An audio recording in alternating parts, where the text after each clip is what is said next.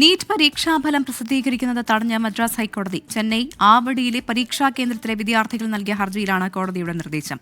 മുഹമ്മദ് റഹീസ് ചെന്നൈയിൽ നിന്ന് ചേരുന്നു. റഹീസ്, വിവരങ്ങൾ.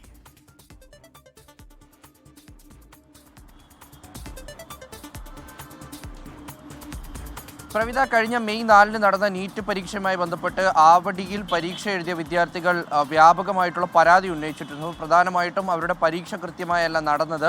വൈദ്യുതി തടസ്സത്തെ തുടർന്ന് 3/4 മണിക്കൂറോളം പരീക്ഷ തടസ്സപ്പെട്ടു എന്നുള്ളൊരു പരാതി ആദ്യം തന്നെ അവർ ഉന്നയിച്ചിരുന്നു. ശേഷം 13 വിദ്യാർത്ഥികൾ കോടതിയെ സമീപിച്ചു. അങ്ങനെ ഈ ഒരു ഹർജി പരിഗണിക്കവെയാണ് ഇന്ന് സുപ്രധാനമായിട്ടുള്ളൊരു ഉത്തരവ് ഹൈക്കോടതിയുടെ ഭാഗത്തു നിന്നും ഉണ്ടായിരിക്കുന്നത്. മദ്രാസ് ഹൈക്കോടതി നാഷണൽ ടെസ്റ്റിംഗ് ഏജൻസിയോട് വിശദീകരണം ചോദിച്ചു. മാത്രമല്ല, ഈ പരീക്ഷയുടെ ഫലം ഈ കേസിൽ ഒരു തീരുമാനം ഉണ്ടാകുന്നതുവരെ, വിധി ഉണ്ടാകുന്നതുവരെ പ്രസിദ്ധീകരിക്കാൻ പാടില്ല എന്നുള്ളൊരു തീരുമാനം അല്ലെങ്കിൽ അത്തരത്തിലുള്ളൊരു വിധി കൂടിയാണ് കോടതി പറഞ്ഞത്. എന്തായാലും NTA ഈ ഒരു കേസിൽ ഉടൻ തന്നെ വിശദീകരണം നൽകേണ്ടി വരും. ഒപ്പം ജൂൺ 2-നാണ് കേസ് ഇനി പരിഗണിക്കുന്നത്. അപ്പോൾ ആ ഒരു വിശദീകരണം എന്തായാലും അവരുടെ ഭാഗത്തുനിന്ന് ഉണ്ടാകേണ്ടി വരും. വിദ്യാർത്ഥികൾ ഉന്നയിക്കുന്ന പരാതി അടിസ്ഥാനമുള്ളതാണെന്നും ഗുരുതരമാണെന്നുമുള്ള ഒരു വീക്ഷണമാണ് ആദ്യഘട്ടത്തിൽ ഇപ്പോൾ കോടതി മുന്നോട്ട് വെച്ചിരിക്കുന്നത്.